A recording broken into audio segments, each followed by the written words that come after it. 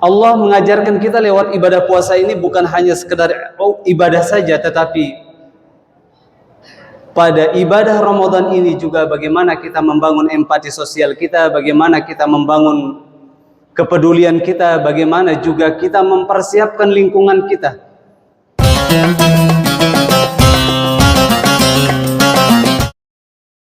Bapak-bapak, ibu-ibu jamaah salat subuh rahimani wa rahimakumullah. Alhamdulillah, akhirnya kita sampai di hari yang ke-22 atau 23 kita di bulan Ramadan ini. Semoga amal ibadah puasa kita diterima dan kita senantiasa diberikan kesehatan dan kekuatan untuk menyelesaikan kewajiban kita ini. Bapak Ibu jamaah sekalian yang dimuliakan Allah Subhanahu wa taala. Allah Subhanahu wa taala menjadikan Ramadan ini bagi kita bukan hanya sekedar sebagai ritual saja, bukan hanya sebagai interaksi ubudiyah kita saja kepada Allah Subhanahu wa taala, tetapi ada interaksi sosial yang terjadi di dalamnya juga. Sehingga diharapkan dari tarbiyah Ramadan yang kita lakukan ini akan lahir sebuah sistem sosial yang baik, komunitas yang baik, pribadi-pribadi yang baik, yang akan menjadi solusi bagi banyaknya persoalan-persoalan keumatan yang kita hadapi. Maka beruntung ketika kita diberikan kesempatan ini oleh Allah Subhanahu wa taala untuk mendapatkan inspirasi dari ibadah puasa yang kita lakukan ini. Allah mengajarkan kita lewat ibadah puasa ini bukan hanya sekedar ibadah saja, tetapi pada ibadah Ramadan ini juga bagaimana kita membangun empati sosial kita, bagaimana kita membangun kepedulian kita, bagaimana juga kita mempersiapkan lingkungan kita. Bahwa pada bulan Ramadan ini ada satu kondisi sosial yang secara tidak sengaja itu tercipta tanpa ada peraturan atau regulasi yang dibuat. Misalnya, di siang hari Ramadan, laki perempuan yang sudah balik tidak boleh makan sembarangan di jalan atau di tempat lain. Tidak ada aturan yang mengikat kita seperti itu. Apakah itu aturan dalam bentuk perundang-undangan atau peraturan-peraturan lainnya? Tidak ada. Tetapi secara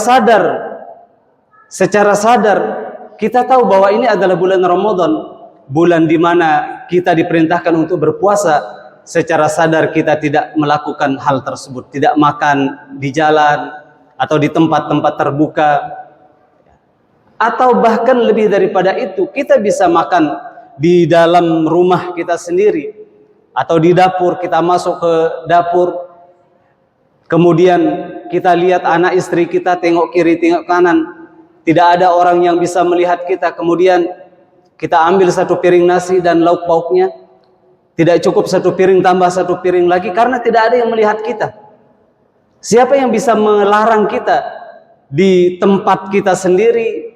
Ya, kemudian tidak ada juga orang yang bisa melihat kita, tetapi ada kesadaran bahwa ini kita sedang melakukan puasa dan ini adalah perintah Allah Subhanahu wa taala, maka secara sadar diri kita tidak melakukan hal tersebut.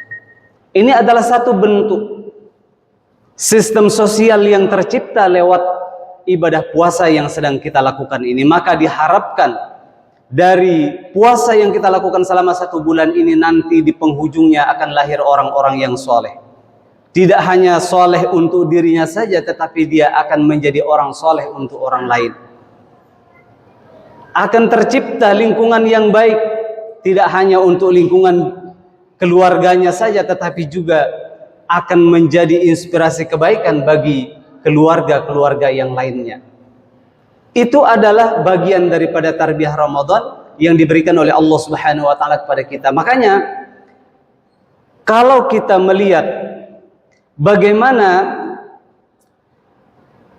para generasi-generasi terdahulu mempersiapkan Ramadan itu dengan sangat maksimal, bukan dengan ganti sofanya yang baru, ganti cat rumahnya yang baru, atau ganti perabot rumah tangganya yang mahal dan mewah, bukan.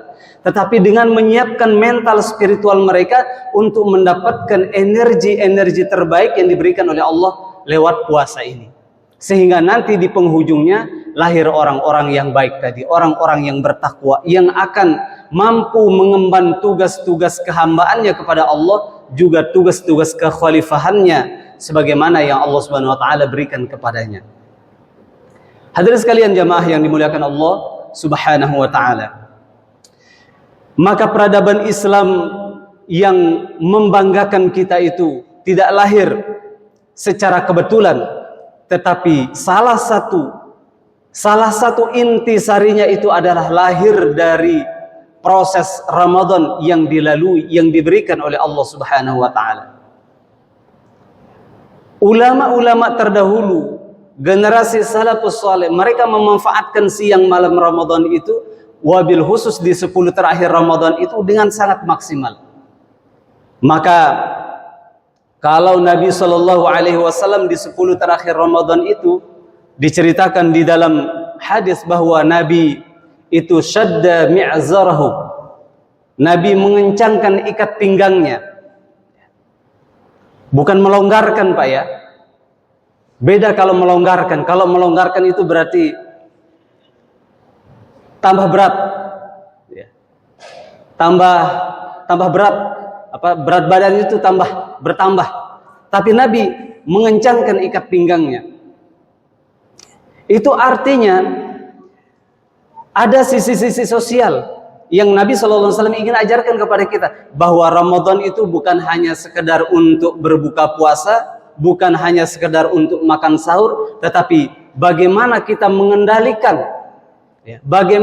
mengendalikan perut kita dan yang di bawah perut kita. Karena perut ini menjadi sumber masalah. Terlalu kenyang jadi masalah karena akan banyak efek sampingnya. Ada ngantuk-ngantuknya, ada malas-malasannya, atau bahkan lebih daripada itu, karena efek samping perut itu sangat banyak. Makanya Nabi SAW mengatakan, as-saumu junnah, puasa itu adalah benteng untuk menyehatkan jasmani kita ataupun rohani kita. Memang ada hadis yang sering kita dengar, yang mengatakan sumu tasihhu, berpuasalah agar kalian sehat. Ada yang mengatakan hadisnya dhaif, tapi kalau kita baca dalam banyak artikel bahwa berpuasa itu sedikit pun tidak menyebabkan kita menjadi sakit. Justru yang ada banyak berpuasa itu akan semakin menyehatkan jasmani kita dan rohani kita. Dan itu berdasarkan kajian-kajian medis juga, bahwa berpuasa itu tidak mengganggu kesehatan kita. Bahkan justru sistem metabolisme yang ada di dalam tubuh kita saat kita berpuasa itu berfungsi secara normal. Sehingga berpuasa itu tidak mengganggu aktivitas kita. Yang ada justru dengan berpuasa itu semakin meningkatkan produktivitas amal soleh kita kepada Allah Subhanahu wa taala. Maka berbeda, orang menilai bahwa puasa itu hanya bentuk ibadah mahdhah saja, ibadah interaksi kita sebagai hamba kepada Allah saja, perintah dari atas ke bawah. Sehingga dia tidak melihat bahwa setiap perintah yang Allah Subhanahu wa taala berikan kepada kita, maka perintah tersebut harus kita yakini sebagai kebaikan. Beda perintah manusia dengan perintah Allah Subhanahu wa taala. Kalau Allah perintahkan kita, pasti maslahat bagi kehidupan kita, baik di dunia ataupun di akhirat. Beda dengan manusia. Kalau manusia memerintahkan kita, terlalu banyak kemungkinan ada di dalamnya itu kepentingan-kepentingan yang lain. Nah, oleh karena itu, Bapak hadirin yang dimuliakan Allah Subhanahu wa taala, memaknai puasa ini harus secara menyeluruh, agar supaya kita mendapatkan inti-inti pesan-pesan yang Allah Subhanahu wa taala ingin sampaikan kepada kita. Ada satu tahzir, peringatan yang disampaikan oleh baginda Rasulullah sallallahu alaihi wasallam dalam satu hadisnya. Beliau mengatakan, atani Jibril. Nabi mengatakan, suatu hari malaikat Jibril datang kepadaku. Faqala, kemudian Jibril mengatakan, man adraka Ramadan falam yughfar lah. Siapa yang bertemu dengan bulan Ramadan kemudian tidak mendapatkan ampunan dari Allah Subhanahu wa taala, fa'adkhalahu an-nar, kemudian Allah memasukkannya ke dalam neraka, fa'ab'adahu Allah, dan Allah menjauh daripadanya. Maka Jibril mengatakan kepada Nabi, faqul amin, katakan amin wahai Muhammad. Kemudian Nabi mengatakan amin. Apa maksud aminnya Rasulullah ini? Ada umatnya bertemu dengan bulan Ramadan dalam keadaan sehat jasmani dan rohaninya, bahkan cukup sandang pangannya, tempatnya juga aman, nyaman untuk melakukan ibadah kepada Allah Subhanahu wa taala. Tidak seperti di tempat-tempat saudara-saudara kita yang lain dalam kondisi konflik misalnya.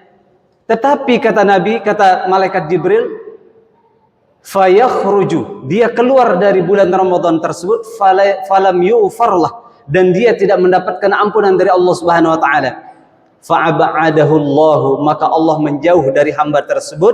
Dan Jibril mengatakan kepada Nabi, faqul, katakan wahai Muhammad amin. Amin. Kalau kita baca di dalam hadis bahwa Nabi itu sangat keberatan kalau ada satu umatnya yang masuk neraka. Bahkan Nabi SAW dijamin orang yang paling pertama masuk surga. Sebelum umatnya semuanya itu masuk surga, Nabi tidak mau masuk surga. Tetapi kata hadis Jibril ini, ada umatnya, umat Rasulullah, bertemu Ramadan dalam keadaan sehat jasmani rohaninya, cukup sandang pangannya, tetapi dia tidak mendapatkan ampunan Allah. Nabi mengatakan amin. Tidak keberatan. Nabi tidak keberatan kalau ada umatnya itu nanti masuk neraka gara-gara dia diberi kesempatan bertemu Ramadan dalam keadaan tadi sehat walafiat, tidak mendapatkan ampunan. Tidak keberatan, Nabi mengatakan amin. Nah, oleh karena itu Bapak sekalian, khususnya kita sudah berada di penghujung Ramadan ini. Di 10 ketiga ini ada satu malam yang dijanjikan oleh Allah kepada kita, yang nilainya itu lebih baik daripada 1000 bulan. Inilah yang diburu, yang dicari-cari. Kesempatan dan momentum inilah yang benar-benar dimanfaatkan oleh Nabi sallallahu alaihi wasallam dan para sahabatnya, termasuk para salafus saleh, agar jangan sampai mereka terlewat dari momentum Lailatul Qadar itu, malam 1000 bulan itu. Karena pada malam tersebut, pada malam Lailatul Qadar itu, Allah tetapkan jatah kita, nasib kita, ya, baik buruk kita di 1 tahun ke depannya, yaitu pada malam Lailatul Qadar tersebut. Syukur kalau kita melalui malam tersebut dalam keadaan kita berzikir, dalam keadaan kita istighfar, dalam keadaan kita tilawah Al-Quran, atau dalam keadaan kita melakukan ibadah kepada Allah Subhanahu wa taala. Mudah-mudahan amal ibadah kita itu bernilai sebagaimana yang dijanjikan oleh Nabi, khairun min alfi syahrin. Sebagaimana yang dijanjikan oleh Allah Subhanahu wa taala, khairun min alfi syahrin, lebih baik daripada 1000 bulan, sebagai bekal kita untuk berjumpa dengan Allah dalam keadaan kita senang, dalam keadaan kita ridha, dan kita pun diridhai oleh Allah Subhanahu wa taala. Mudah-mudahan apa yang disampaikan ini bermanfaat. Aku qouli hadza wa astaghfiruh. Wassalamualaikum warahmatullahi wabarakatuh.